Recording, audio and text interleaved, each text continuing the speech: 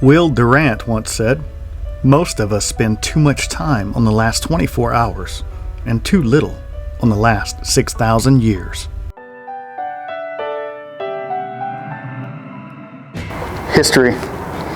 It's all around us. We take things from centuries ago and hold on to them to learn from. But not everything that comes with our history is good. This land was once the homestead of the Sallier family. They're one of the namesakes of Lake Charles, Louisiana. This oak tree behind me, their kids used to play in, and some people say they still do. Tonight, the team and I are at the Imperial Calcasieu Museum. They have artifacts from World War II, they have African death masks, and they have a dark entity taking up residence in their attic. Tonight, we're going to find out why. Come join us.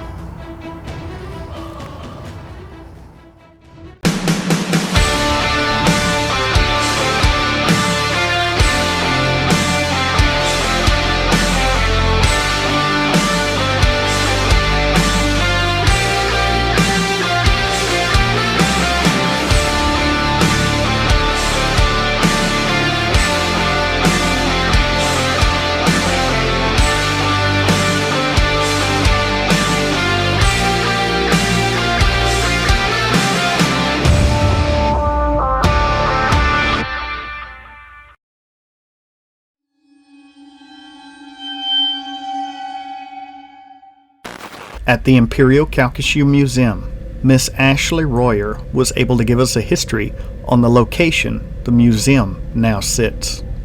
It's not the building that's old, it's the location. Okay. So when this area was first being settled, one of the first white families to settle the area are the LeBleu family. Okay. Their daughter Catherine marries Charles Sallier, who is the namesake of Lake Charles. Okay. And this location of the museum was their winter home. They speculated that they picked this location because of the oak tree outside, which is registered with the Live Oak Society. Very awesome. Mm-hmm. It's a beautiful tree. It is. As far as paranormal, how do you feel about that? I'm open to it. Oh.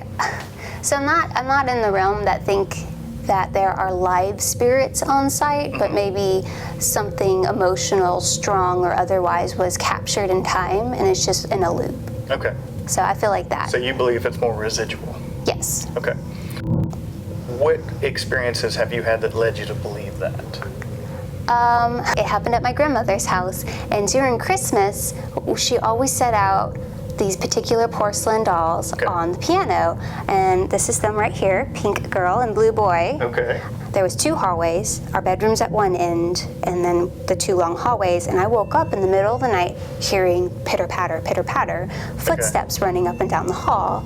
And I checked everyone's bedroom, everyone's asleep, and I follow the footsteps down the hall, and they go down the second hallway. And I keep going, and by the time I reach halfway down this hallway, it's like you hear the washing machine, you hear somebody just beating it, and I open the door, and there's no one there. Wow.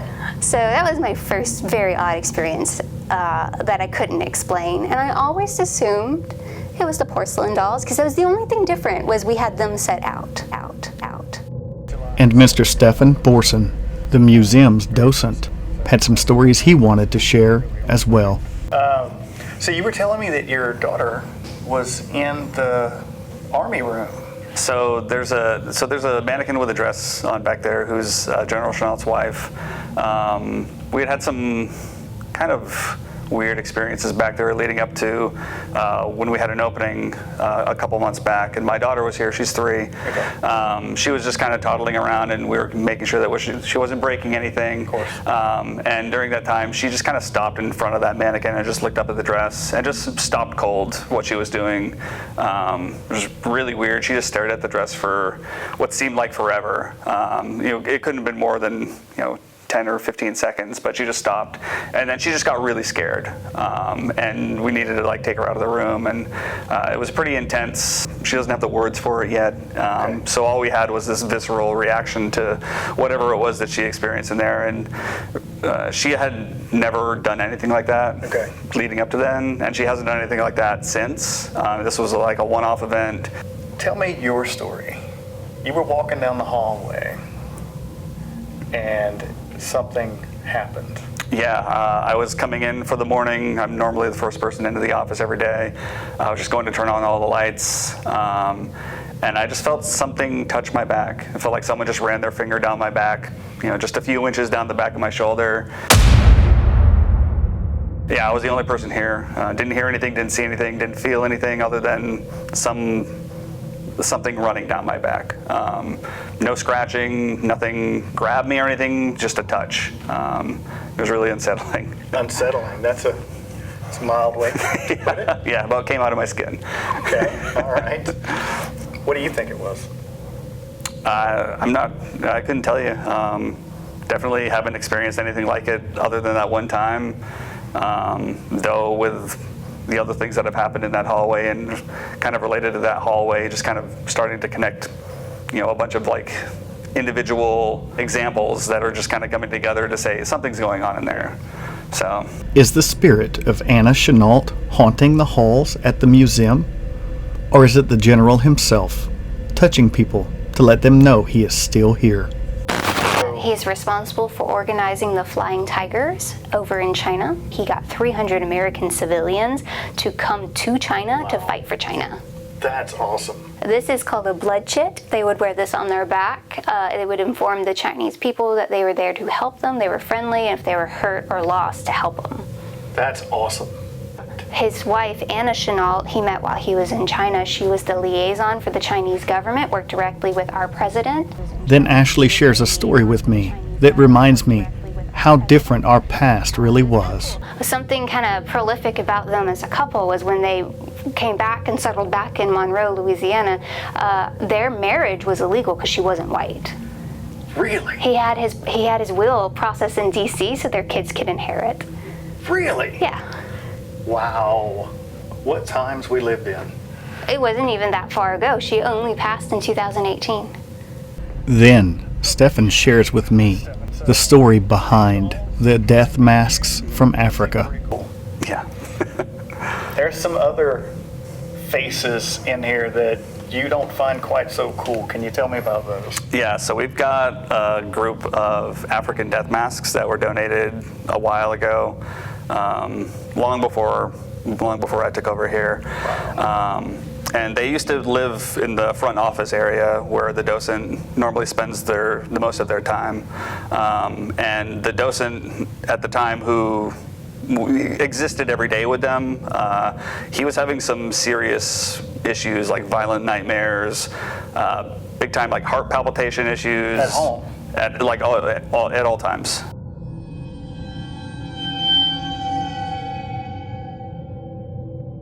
Almost like an attachment. Yeah, to the point where when he removed them from that space, those issues cleared themselves up. Are these so-called death masks cursed? Are they haunting people who handle them? Could they be following the docent home?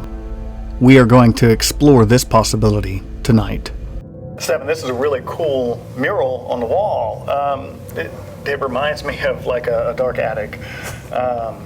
This place here, it has an attic. You took me up there earlier. The staircase is amazing. But what is the story about the attic? You don't really feel comfortable. So I've had a weird experience up there. I was up there alone one day looking for some paperwork. There's a staircase as you're walking through, and I had climbed that little staircase and I was working my way towards the opposite side of the room, and like in my periphery on my right side, I just felt something, and I looked and I didn't shine my light, but there was something that was just darker directly next to me, okay. Almost like it was just more dense, like that darkness was different. We've all experienced that. So whenever you look into the darkness and you can see darkness in the darkness, yeah. That's that blacker than black. That's that sometimes negative energy. Yeah. And hopefully we can tonight get some kind of clarification on what might be up there. I felt no emotion attached to this thing.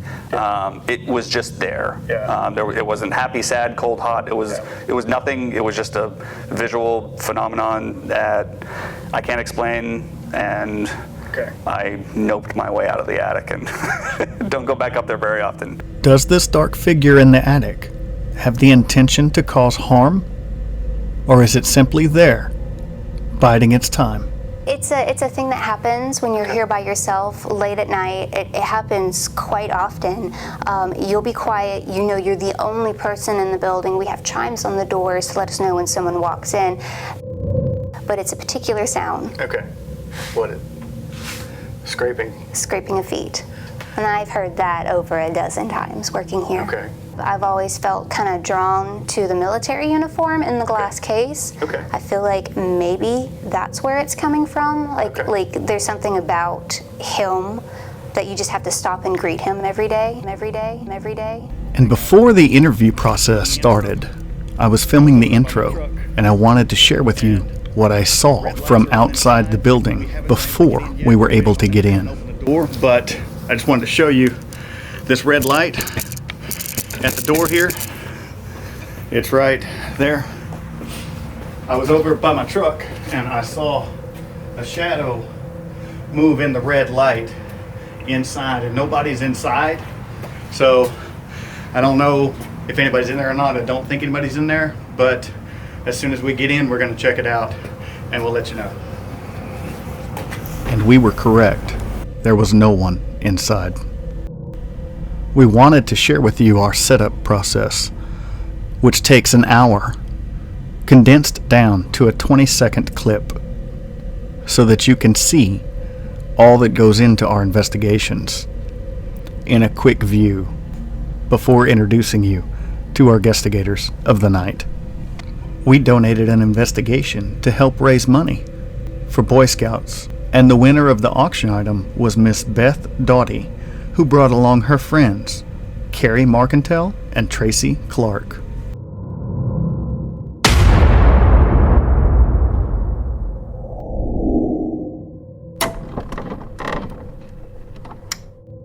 To begin the night, we divided our energies. Tracy and myself took on the death masks, where we found one of the statues which inspired modern-day voodoo dolls, producing a heat signature that should not have been.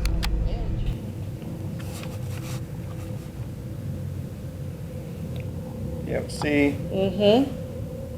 And then it turned, like I didn't move, my fingers are not in front of the screen. And then it, like, something came up. Like a heat signature. Are you trying to... Look. Yep.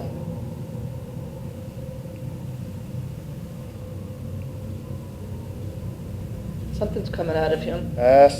We can find no reason for this statue to put off a heat signature in the middle of the cold month of November in the museum. And finding this heat signature raises more questions than answers. This is Tracy, and this is the statue producing the heat signature. Comment below and let us know what you think. Mm-hmm. Look at that. Mm-hmm. And just to show you, not everything we find is paranormal. There was a light anomaly on the ceiling that we could not identify. After further investigation, we found it to be a smoke detector. That's why, I mean, when you're doing this, clearly you're like uber On edge. hypersensitive. Yeah, you're always on edge. So, just for the record, guys, this is what we were seeing, is that red dot on there, ceiling, and then it would turn off, and then it would turn Green. this green and then red. And that is a fire smoke detector thingy. Yep. So, there you go. That's how we debunk it, right? That's how we do it. That's how we do it. Tracy's joining the team. That's right. You want us At to this beg? same time, Paul and Beth are in the haunted display. Tell us your name. And during an S-Box session, they get a confirmation Please tell us that your something name. is attached to the coffin. My name is Beth. And I'm Paul. What's your name?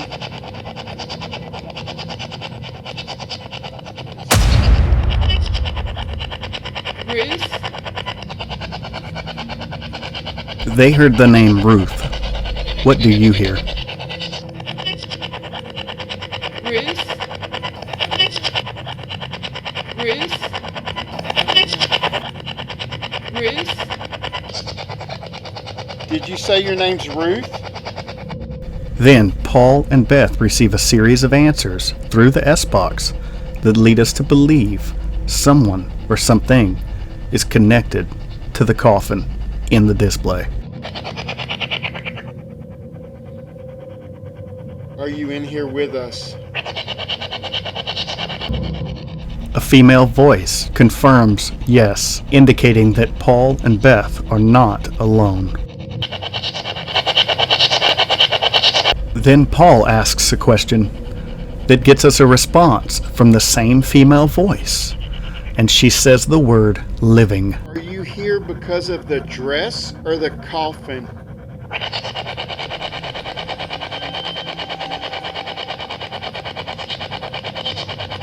Is this spirit acknowledging that she is communicating with the living? You decide.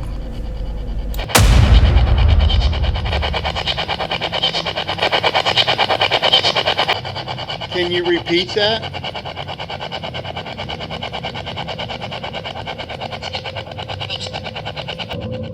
Is this same female spirit now acknowledging that she knows she's a ghost?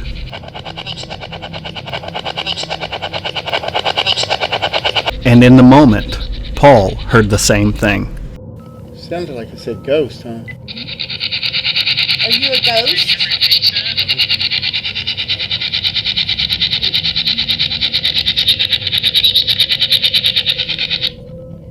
I think it said ghost.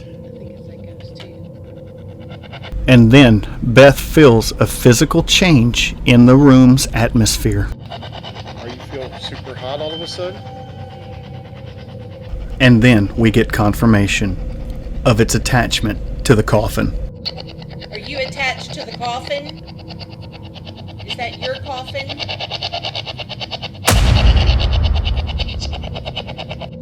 Due to the wishes of the owner, we were not allowed to know the history of the coffin itself. But the confirmation that an attachment to the coffin was present was enough to let us know that we were dealing with a true haunting. And we noticed an orb flying through the air while we were receiving this message through the S-Box.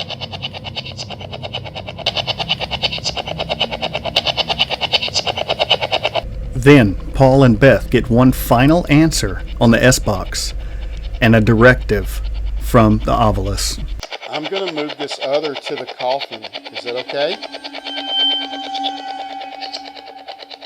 That was a yes. That was a yes. Okay, I'm going to put this over by the coffin. Then the Ovilus directs them to walk around. Walk around. Walk around. You want us to walk around? And they walk directly into a cold spot. Is the entity standing here wanting them to interact? You decide. It's cool over here. Oh, Do you feel how cold it is over here? I feel, yeah. And my battery's fixing to die. My battery just went almost dead. So we're Oh. walking around over here. Oh, I gotta change my battery. Wow, I got a cold spot right there. All right, I'm changing battery. Moving to the attic to take on this dark entity, Tracy and myself try to make contact. And I see, out of the corner of my eye, a shadow move in the light through the doorway. But unfortunately, I could not catch it on camera. But you can see by my reaction, what I saw was very real. Is there anybody up here?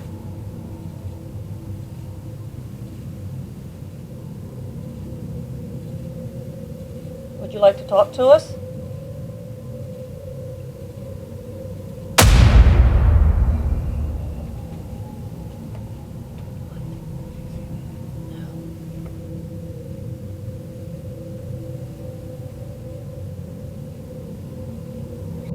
And in this moment, my anxiety overrides my ability to hold the camera steady. And while I tried, I could not catch this figure on camera, and my shaking was uncontrollable. This was the only evidence that we caught in the attic during this session. See the blue? On the other side, see the light hitting the wall? So it's like this beam right here. It's like it bumped its head around the beam and then went away. And to help support this claim, Josh shares that he saw a shadow in the attic as well. That's giving me goosebumps just thinking that we both saw a shadow, though. No, ain't on film, it didn't happen, bro. I know. Well, that's the way that it works. Going back down to the Hall of Heroes, Josh and myself comment on the heaviness in the hall that makes me feel like I can't breathe. Just coming in this hall, man, I get goosebumps. So every time I come in here, I'm heavy. I feel heavy. I know. Can't breathe. Well, Beth got lightheaded right here. Heavy in my chest, you know what I mean? Did Well, so right here, And while getting ready to do an EVP session, I joke with Josh about a statue watching him. This is immediately followed by us hearing a sound of a foot dragging behind him. here we go. Ready? Dude, the statue's looking at you. What?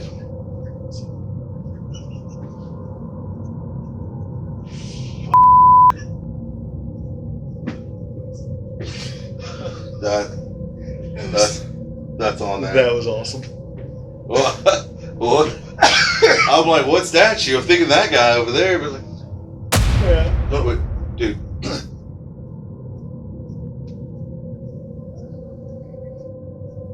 Now, Goosebumps. big time. 100%. Yeah, I see him. She said earlier that they hear this a lot. But it's a particular sound. Okay. What it? You know, I'm hearing that behind me. I wish they were in the other room, like not in the other room. Wow. I mean, it is what it is. But all right, here we go. And shortly after this, another static camera in the opposite side of the building captures an orb flying from one doll to another behind the glass case. These are the dolls that Ashley had mentioned earlier in the night from her grandmother's house. And I always assumed it was the porcelain dolls because that was the only thing different was we had them set out. Comment below and let us know what you think. Shortly after, an impressive glowing orb generated from above the dress and flew across the screen. We have no explanation for either of these events. In the meantime, Josh and Carrie are in the Hall of Heroes, and they get a hit on the periscope.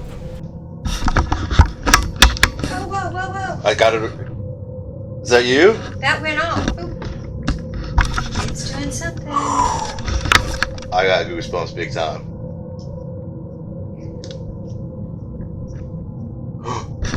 We just hit it 3.0. Oh, wow.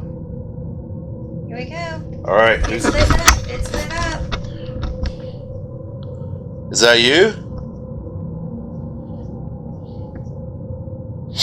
Let me know you're here again. Do you not want us to leave? Is that what that was? I mean, we was out. And whatever it is they are picking up appears to follow them all the way out. Move back. Whoa, whoa, whoa, whoa. Oh. You can't. Oh my God. Do you want us to stay? Do you want us to leave? I got goosebumps. Do you? Yeah. Yeah. I got a little cold sweat. Yeah. Well, talk to us. Oh, there we go. Oh, you probably can't standing up on my arms like you would not believe. Interesting. All right. Well, that's it. I mean, you should put it next to that TV right there. No. And they continued to get hits on the periscope all the way out. You want to go this way? So in true scientific fashion, they repeat the experiment to see if the results are the same. We did before. Yeah, we'll leave it. We'll leave you. We're gonna go get another piece of equipment. We're gonna get another piece of equipment where maybe you could try and speak to us a little better. We got it that you're here. Somebody's here with us. That is the lady standing there. All right. Oh, Do you not want us to leave? Is it gonna do the same thing as earlier? Which way do you want us to go?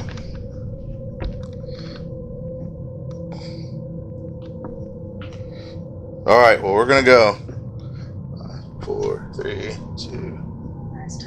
Yeah. All right. All right. So we're at the intersection in the hallway here. Tell us which way. Point to which way you want us to go. Okay. oh, it went all the way around. Oh, Oh my goodness.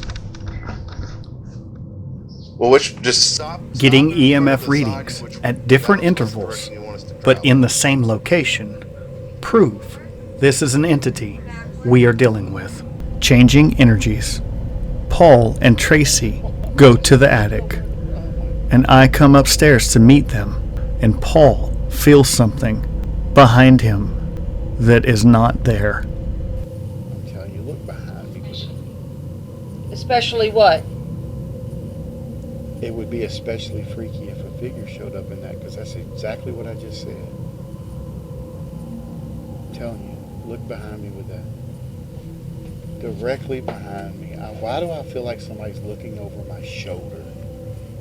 Are you right behind me? And then I notice something in the corner with the thermal imager. Raise your hand up. No. Filming that? I'm telling you, dude, I feel like over my shoulder, but I felt over my left shoulder, not right. Where is she at, though? She's to the right. Whoa. What is that?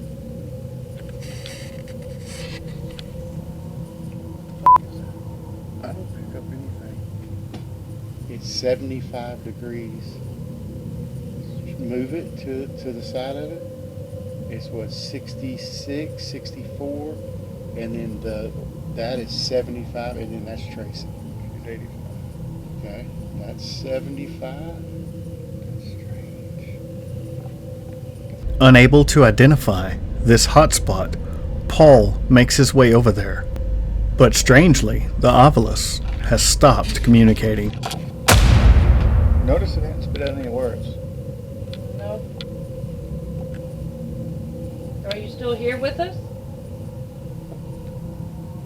Did we find you? I don't see it anymore. I know. Ooh, is that a cold spot? Yeah, that's what I'm saying. There was a cold spot. 62.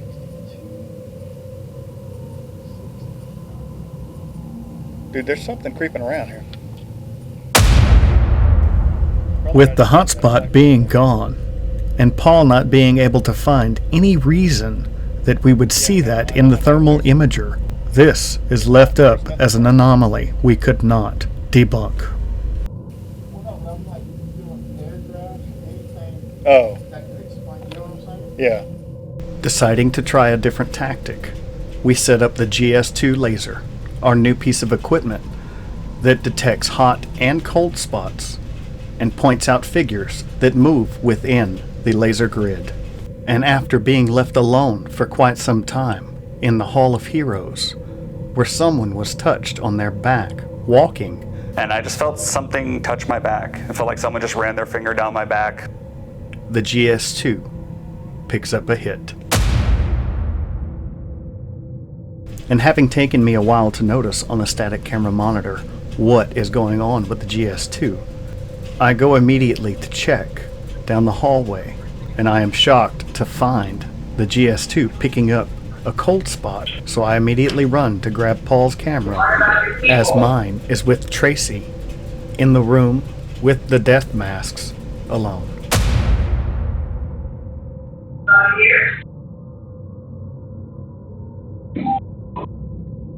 This inadvertently leaves Tracy alone with the death masks, unmonitored.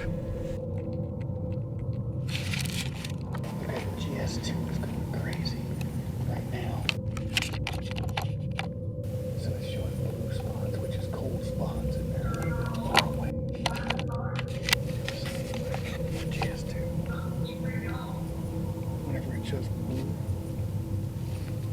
that means it's cold. Whenever it shows red, the way that it's flashing, the dot location tells me that it's probably around the movie.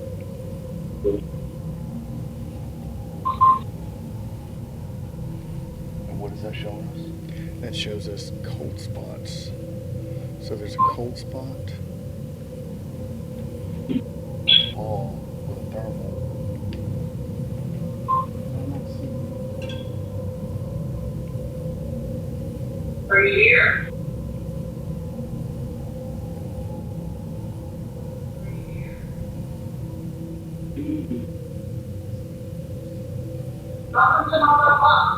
Then Tracy asks a very dangerous question.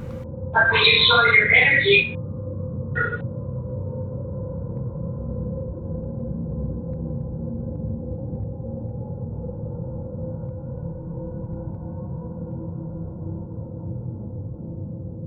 After we try to investigate closer, whatever the cold spot was disappears and does not return.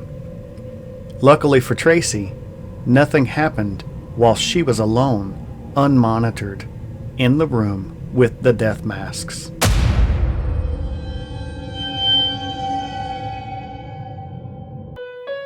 Our time at the museum was amazing, touching pieces of history and being able to communicate with the past is part of the reason we do what we do. We thank the museum for allowing us the opportunity to step inside our own history. Did we meet some spirits that still linger from long ago? You decide.